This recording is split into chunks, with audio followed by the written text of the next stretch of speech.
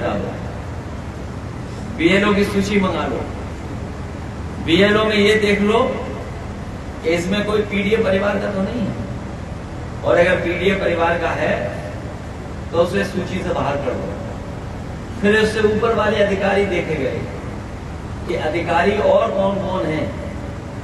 जब उन्होंने उसकी भी सूची मंगा ली, उसमें भी पूरा सफाया कर दिया पीडीए के परिवार का, तब उन्होंने चुनाव की तारीख घोषित की।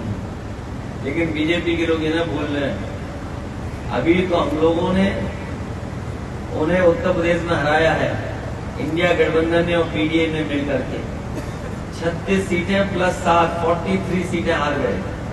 और इन्हीं कार्यकर्ताओं को अगर पता होता कि हम लोग 43 सीटें जीतने जा रहे हैं, 43 सीटें जीतने जा रहे हैं, तो हो सकता था यहाँ का कार्यकर्ता एकजुट होकर के हमें 60 से ज्यादा भी लोकसभा जिता। और अब तो हम लोग बीजेपी को हराना जान गए हैं, रणनीति बनाना जान गए हैं, लोगों का सम्मान कर करके उनको जोड़ना जान गए हैं, दूसरों को जगह दे करके त्याग करना जान गए हैं। तो देख लेना आप आने वाले समय में उत्तर प्रदेश में परिणाम, ऐसा परिणाम आएगा कि कभी बीजेपी ने सोचा नहीं होगा। हालांकि बीजेपी के लोग सो नहीं पा रहे जब से अयोध्या हारे। जब एक गड़बड़ सोते हैं तो उन्हें यूपी की याद आ जाती है कि यूपी में कैसे हार गए, और जैसे ही गड़बड़ दूसरी कर करके अयोध्या की याद आती तो फिर नहीं सो पाते। तो इतनी बड़ी हार हुई है यूपी से जिसकी वो अभी तक भरपाई नहीं कर पाए। इसीलिए पीडीए की काट ढूंढ रहे हैं, पीडीए की काट, कि ये पीडीए को कैसे काट दी जाए।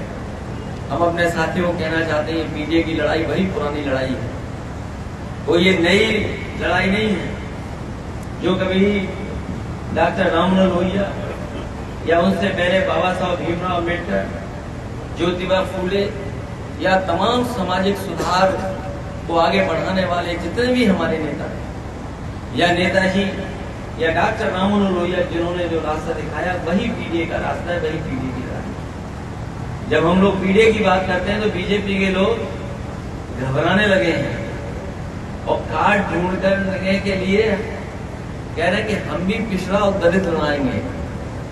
लेकिन हम अपने पीडीए परिवार के लोगों को कहना चाहते हैं, ये केवल चुनाव के लिए उन्होंने नाम बढ़ाए हैं, लेकिन सच्चाई में वो उनको कुछ नहीं देना चाहते। पिछले 10 साल दिल्ली के और अभी तक उत्तर प्रदेश के सरकार ने जितना भेदभाव किया उसकी कोई कल्पना नहीं कर सकता। राजनीतिक तौर से भी भेदभाव किया है, समाज में भी हम लोगों के साथ भेदभाव किया है, अधिकारी गण होंगे वो जानते हुए भेदभाव किया है, और इतना अन्याय भी कभी नहीं हुआ होगा जितना अन्याय सरकार में हुआ है। जो लोग सरकारी कर्मचारी होंगे या सरकार के आसपास काम करते होंगे वो जानते होंगे इतना भेदभाव कभी नहीं हुआ, इतना अपमानित भी कभी नहीं होना पड़ा।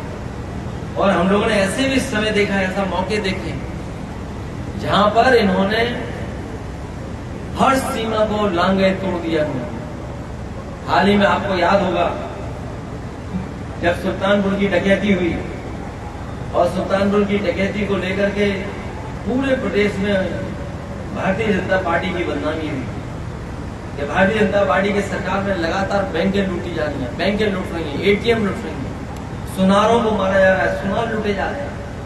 हम आपसे कहेंगे कि बड़ी जिम्मेदारी के साथ वो आंकड़े भी अगर आप निकालोगे तो अभी तक जितनी बैंक डकैतियां हुई हैं सबसे ज्यादा भारतीय जनता पार्टी की सरकार में। इसके साथ साथ हमारे सुनार या सोने का काम करने वाले कारोबारियों का सबसे ज्यादा हत्या अगर कभी हुई है तो भारतीय जनता पार्टी की सरकार में। जब वो जवाब नहीं दे पाए तो आपको याद होगा मंगेश यादव जी, इन्होंने हत्या करने का काम, और उस पर भी जब सवाल हम लोगों ने खड़े किए तो सोचिए सरकार ने क्या किया, बैलेंस करने के लिए छतरी को मार दिया।